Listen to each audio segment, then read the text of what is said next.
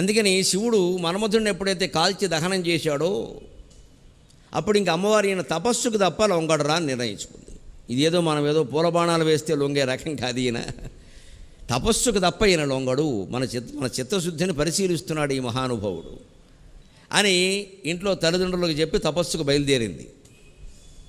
అప్పుడు తల్లి అభ్యంతరం చెప్పింది, చెప్పదు మరి 16 ఏళ్ళ అమ్మాయి తపస్సు కడతానంటుంటే, ఏదో బ్యూటీ క్లినిక్ కడతానంటే పంపిస్తారు వెంటనే, ఫోన్లో ఈ పిల్లలు మామూలు తపస్సు కడతానంటే అలాగా అని అభ్యంతరం చెప్పింది. ఎంత అందంగా అభ్యంతరం చెప్పిందో శ్రీనాథుడు చెబుతున్నాడు. ఎందుకమ్మా నీకు తపస్సు? ఇక్కడ లేరే వేల్పులు సమీప్సిత దాతలు ముద్దుగోదా, ఇక్కడ లేరే వేల్పులు సమీప్సిత దాతలు ముద్దుగోనా, నీవెక్కడ ఘోర వీర తపమెక్కడ, నీవెక్కడ ఘోర వీర తపమెక్కడ, ఈ పటురాశిక్య